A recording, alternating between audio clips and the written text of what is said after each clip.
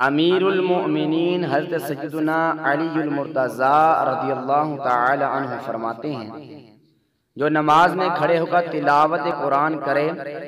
اس کے لیے ہر حرف کے بدلے 100 نیکیاں ہیں، اور جو نماز میں بیٹھ کر تلاوت کرے